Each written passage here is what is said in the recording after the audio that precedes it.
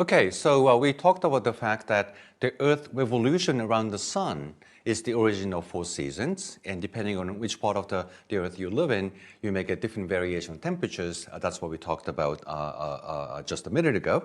So now we'd like to understand why the Earth revolves around the sun at all. So if you don't understand that, you actually haven't really understood where the 4 seasons are coming from. So that will be the next question you might want to ask.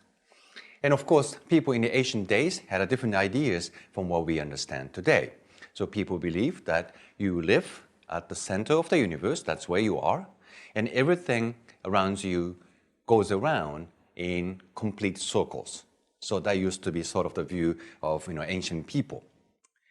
But the science goes by data, and the reason why we don't think this way anymore is because the observations don't agree with this picture. It's not that we think that ancient people are crazy or anything. It's just that this idea doesn't work.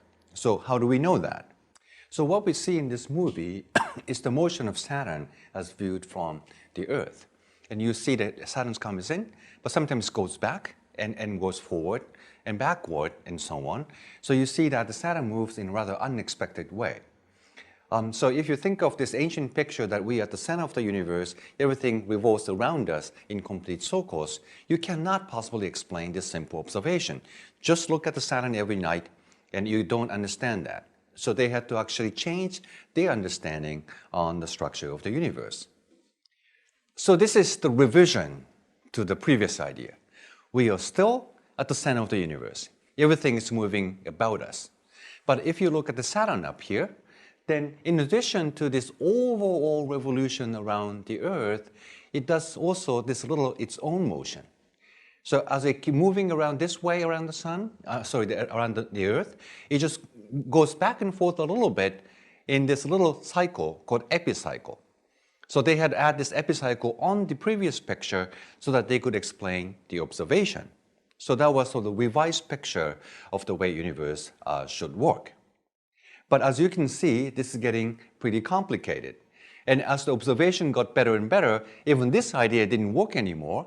So they started putting actually another epicycle on top of an epicycle and so on and so forth. And it got more and more complex. And at some point, people realized that, well, this is just way too complex. The universe should have a simple understanding. This can't possibly be right. And that's when, as you know, Copernicus came in. So he completely changed the idea. We are not at the center of the universe. We are off-centered now. The center of the universe is actually the sun. So he proposed that all the planets move in complete circles around the sun instead of around the Earth. This way, you can easily understand why the Saturn does this go back and forth motion. So if you're looking at the Saturn from the Earth, they go sort of different speed. So as we go on, if the Saturn is sort of falling behind, you might think the Saturn is moving backwards. But if you come back this way, then Saturn is moving forward. So depending on when you look at the Saturn, you might see that it's actually moving backwards or forward. And that's, as you saw in the video, that's what actually Saturn looks like to us.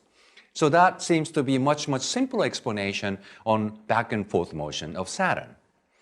But there was still a problem. If you really look closely at the motion of the planets based on this idea, it looks very simple, but doesn't quite agree with observations either. So there was still a problem people had to solve. And as you know, it was solved only after Kepler. So Kepler pointed out that the orbits of the planets around the sun is not in complete circles.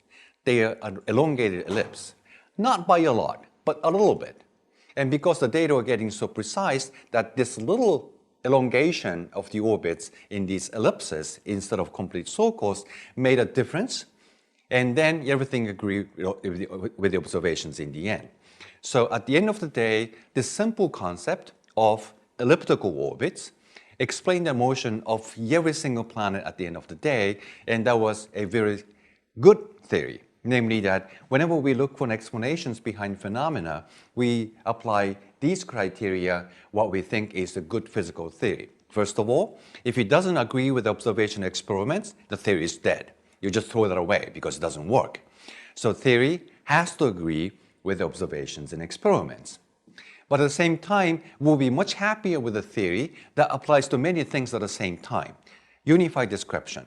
We don't want a single theory for Mars, another theory for Jupiter, a different theory for Saturn. We would like to have a single theory of this elliptical orbit that applies to all the planets we can study, and that would be a criteria for a good physical theory. And also, we want the theory to be simple.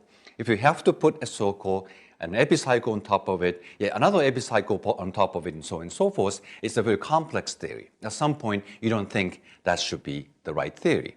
We are always looking for a simple explanation to many phenomena we see, so that is one of the criteria for a good physical theory.